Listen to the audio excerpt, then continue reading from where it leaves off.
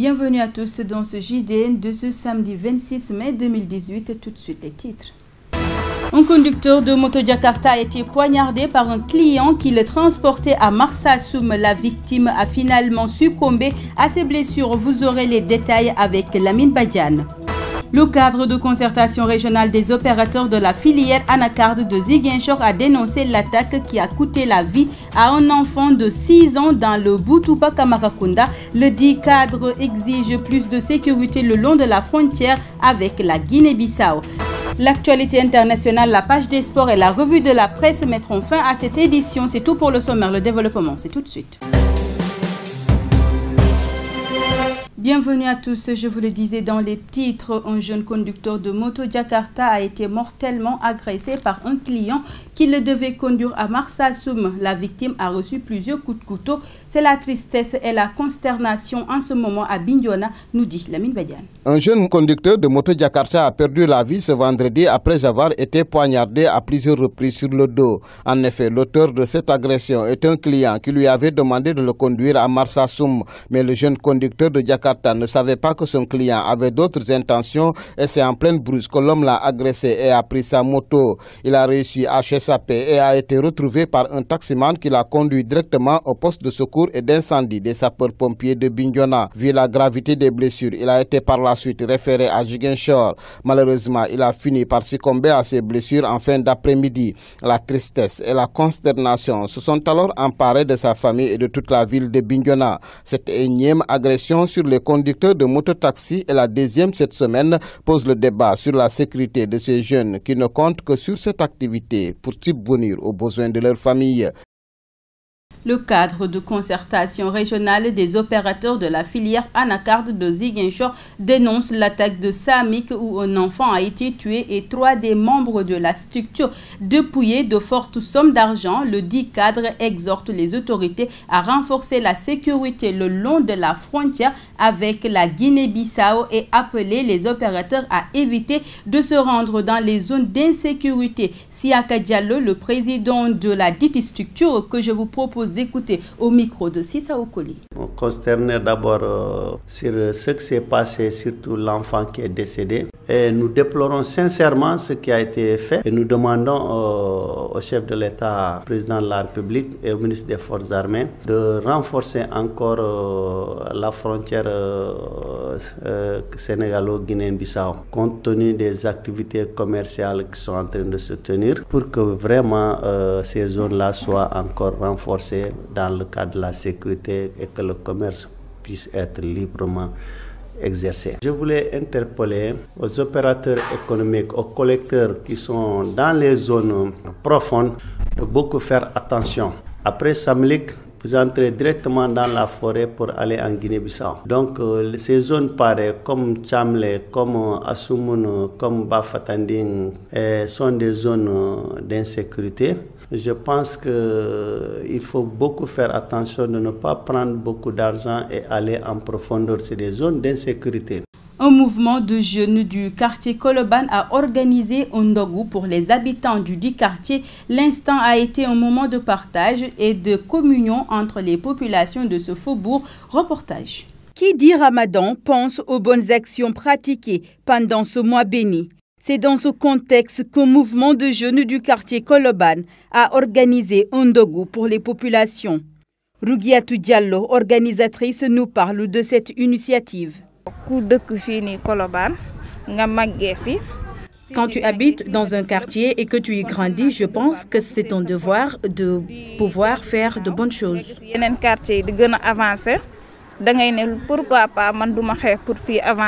Je veux pérenniser la solidarité qui règne dans ce quartier.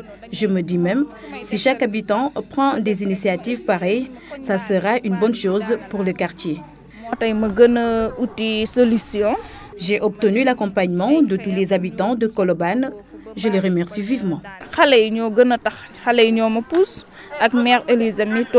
Les populations de Koloban unies et solidaires ont apprécié ce geste à sa juste valeur. Ainsi, les organisateurs comptent pérenniser ces actions durant le Ramadan au grand bénéfice des populations. Colobane, quartier périphérique de Ziguinchor, a ce vendredi accueilli le groupe Média du Sud pour sa première sortie dans le cadre de ses antennes décentralisées, une initiative saluée par les populations qui ont mis à profit ce moment d'échange avec leurs conseils de quartier pour mettre sur la table les maux qui bloquent le développement de leur quartier menacé de disparition du fait de l'érosion. Suivant les réactions de Dambey et Bouramatour, respectivement responsables des jeunes et chefs de ce quartier au micro de Chatidiane Sissé. C'est la première fois, en tout cas dans l'histoire de ce quartier, que nous recevons une radio de la place pour échanger autour des questions liées à notre environnement, à notre quotidien. Donc c'est pour nous en tout cas un très bon moment, une belle initiative en tout cas pour nous permettre en tout cas de nous exprimer par rapport à nos problèmes. Parce que Colobane est un quartier pratiquement descendant, qui est dans une pente. Donc aujourd'hui, pratiquement, nous recevons pratiquement tout l'eau pluviale de la région de la commune de Ziguinchor. Et ce qui fait qu'aujourd'hui, nos routes ne sont pas dans de très bons états. Et aujourd'hui, aucune route n'existe. On n'a aucune route dans ce quartier-là. Donc c'est un appel que nous lançons à l'endroit de nos autorités qu'ils puissent venir accompagner en tout cas le quartier. Point de vue formation, mais également point de vue emploi. Nous n'avons pas de structure d'emploi qui peut permettre en tout cas à la jeunesse en tout cas d'avoir une occupation. Donc je pense que les débats ont fait ressortir tous ces éléments. Donc je pense que l'appel que nous lançons, c'est en droit des autorités, mais également aux autres partenaires qu'ils puissent venir nous accompagner. C'est le groupe Média du Sud qui, dans son programme de centralisation, a préféré d'aller à la rencontre des quartiers. Alors, comme il sait que les problèmes, la ville, c'est d'abord les quartiers et avant la ville. Donc, ils ont compris très vite qu'il faut aller vers les quartiers, échanger avec les populations pour vraiment valoriser leur potentialité et leurs problèmes. Parce que nous habitons sur une partie descendante, alors que nous accueillons toutes les eaux qui nous viennent depuis Grand Yoff, depuis l'hôpital régional, qui viennent pour aller se réfugier dans le fleuve. Donc, en passant par le gaz. C'est ce qui fait. Nous perdons au moins chaque année 10 cm de notre sol, qui fait que nos bâtiments, après chaque hivernage, nous avons des bâtiments qui s'écroulent. Alors c'est un grand problème casse-tête et il n'y a pas aussi d'éclairage. L'éclairage vraiment n'est pas défectueux, il y a l'insécurité et là aussi nous demandons aux autorités, si nous entendent vraiment, d'essayer de promouvoir des solutions pour que le quartier puisse s'épanouir. Nous passons à l'actualité sportive.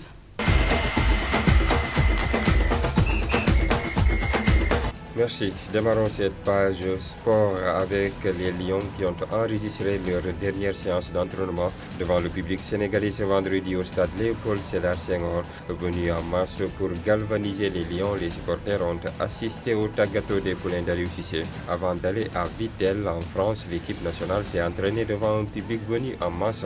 La séance a presque duré 2 heures de temps et 22 Lions se sont entraînés ce vendredi sur la pelouse de Léopold Sédar Senghor. Lamine Gassama, qui n'était pas au palais avec les joueurs sénégalais, a enregistré sa première séance en attendant Sadio Mané qui doit jouer ce samedi une finale de Ligue des Champions. Le groupe d'Aliou Cissé est au complet. Signalons que le Sénégal jouera 3 matchs amicaux avant le mondial. Les Lions affronteront le Luxembourg le 31 mai prochain, ensuite la Croatie et la Corée du Sud. Le stage de préparation a débuté le mardi dernier à Saly, Portugal.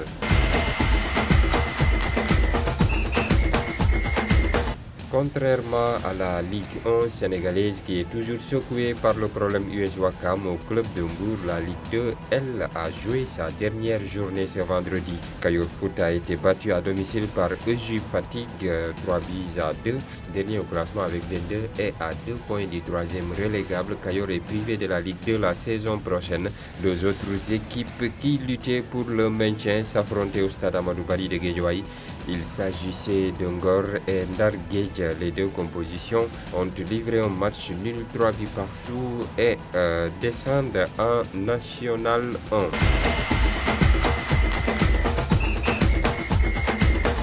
Et puis la finale de la Ligue des Champions 2017-2018, Real Liverpool se dispute cette année à Kiev en Ukraine le samedi 26 mai à partir de 18h45. L'arbitre de la rencontre sera le Serbe Milorad Mazic. Rappelons qu'en demi-finale, les Merengues sont venus à bout du Bayern Munich en s'imposant 2-1 en Allemagne, puis en obtenant le match nul 2-2 à domicile. Le Real Madrid, déjà vainqueur en 2016 et 2017, est le favori désigné de cette finale et peut espérer décrocher le 13e titre de champion d'Europe de son histoire et établir un nouveau record en la matière. Son poursuivant au palmarès est le Milan AC qui a remporté la compétition à 7 reprises. Le FC Liverpool est lui présent en finale de cette Ligue des Champions pour la première fois depuis 2007. Défaite contre le Milan AC, les Reds ont remporté 5 fois le trophée en 1977, en 1978, en 1981, en 1984 et 2005. A noter que les deux équipes se sont affrontées pour la dernière fois en Champions League lors de l'édition 2014-2015. Le Real s'était imposé lors des deux matchs 1-0 à Santiago Bernabéu et 3-0 en Angleterre. Lutte avec frappe. Le promoteur Pape Abdou Fall, qui avait défalqué du cachet de sponsoring de l'AC2 au montant de 6,5 millions de francs CFA sur un total de 17,5 millions de francs CFA, a fini par passer l'éponge, écrit-on dans Sunulamb. Hier, il a rencontré la famille du puncheur du Wallo pour discuter et lui restituer son argent en cas de procès contre Pape Thialis Faye pour non-respect de son contrat. Modulo pourrait s'exposer à des sanctions judiciaires si la rupture de contrat est jugée abusive. Aucun terrain d'entente n'a été trouvé entre le promoteur et le ROC des Parcelles. Modulo refute le contrat et l'argent, c'est-à-dire 25 millions de francs CFA touchés par son agent Biram Nying pour croiser Tapha Tine. Pape Thialis reste inflexible sur la tenue de ce combat à la date du 28 juillet prochain. Mais seulement en cas d'une éventuelle poursuite judiciaire, Modulo ne risque-t-il pas gros? Et surtout pour cette page sportive, merci de l'avoir suivi.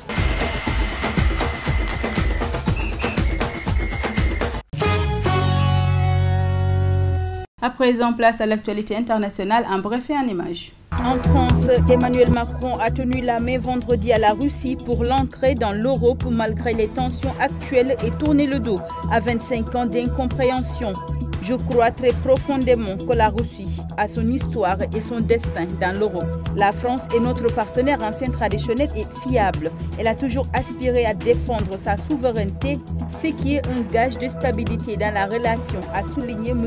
Vladimir Poutine, mais il n'a pas exprimé publiquement la volonté de renforcer les relations avec les pays de l'Union européenne alors que s'appliquent toujours les sanctions surprises en 2014 lors des crises de l'Ukraine et de la Crimée. Parmi les sujets de discours de la crise ukrainienne et le conflit syrien et également l'empoisonnement en mars d'un ex-espion russe en Angleterre. La Russie a aussi été ouvertement accusée vendredi par les Pays-Bas et l'Australie de la mort de leurs citoyens dans le vol MH17 abattu par un missile au-dessus de l'Ukraine en 2014 au lendemain de l'énoncé des conclusions d'une enquête internationale selon laquelle la batterie anti-aérienne impliquée provenait d'une unité de l'armée russe. Bien sûr que non, a déclaré Vladimir Poutine vendredi interrogé sur l'origine russe du missile. En Amérique, le président Donald Trump entretient le suspense sur la tenue d'un sommet historique avec Kim Jong-un.